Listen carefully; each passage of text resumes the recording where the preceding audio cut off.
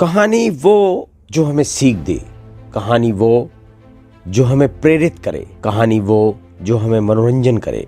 दोस्तों नमस्कार, मैं हूं अमित श्रीवास्तव, आप देख रहे हैं मोटिवेशनल अमित। आज मैं आपको एक छोटी सी कहानी सुनाने जा रहा हूं जो आपको एक सीख देकर जाएगी। दोस्तों, एक गांव में एक गरीब धोबी रहता था और ये धोबी रोज नदी के किनारे जाकर कपड़े धोया करता था। एक दिन ये धोबी जब नदी के किनारे कपड़े धो रहा था तो उसको नदी के अंदर एक चमकीला पत्थर तैरता हुआ दिखाई दिया। इस धोबी ने फौरन उस पत्थर को पानी से निकाल लिया। धोबी को इस पत्थर की चमक बहुत पसंद आई। उसने पत्थर को अपने गधे के गले में डाल दिया। कपड़े धोने के बाद ये धोबी वापस से अपने गांव जाने लगा। रास्ते में एक सेठ की नज़र गधे के गले में लटके उस चमकीले पत्थर पर पड़ी और सेठ ने तुरंत धोबी को रोक लिया और धोबी से पूछा, तुम्हारे गधे के गले में ये कौन सा पत्थर है? धोबी ने सेठ से कहा, ये पत्थर मुझे नदी में मिला था। मेरे को इसकी चमक काफ़ी पसंद आई और मैंने इसको अपने गधे के गले में डाल दिया। इस सेठ ने गधे के गले में डले पत्थर को पास जाकर देखा तो पाया कि ये पत्थर कोई साधारण पत्थर नहीं है और इसकी कीमत बेशकीमती है। सेठ ने धोबी से कहा, क्या तुम ये पत्थर मुझे दे सकते हो?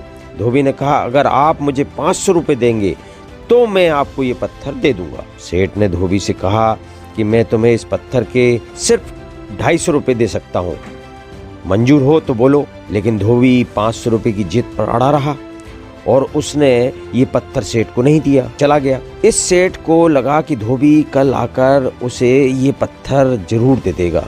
वहीं अगले दिन धोबी अपने गधे को लेकर सेठ के घर के सामने से जा रहा था। सेठ धोबी को आवाज़ देकर रोकता है और धोबी से पत्थर मांगता है, मगर सेठ की नज़र जब धोबी के गधे पर पड़ती है तो उसे उस गधे के गले में वो पत्थर नहीं दिखता। सेठ तुरंत धोबी से पूछता है कि पत्थर भाई कहाँ गया? क्या तुमने किसी को बेच दिया? धोबी सेठ से कहता है कि कल आपसे मिलने के बाद मुझे एक और सेठ मिला, उसने मेरे से ये पत्थर 1000 रुपये में खरीद लिया। धोबी की बात सुनकर सेठ को काफ़ी गुस्सा आया और सेठ गुस्से में धोबी से कहता है, बेवकूफ़, वो एक साधारण पत्थर नहीं था, उस पत्थर की कीमत हजारों में थी और तूने उस पत्थर को केवल 1000 रुपये में बेच दिया। मैंने अपनी जिंदगी में तेरे जैसा बेवकूफ़ इंसान नहीं देखा।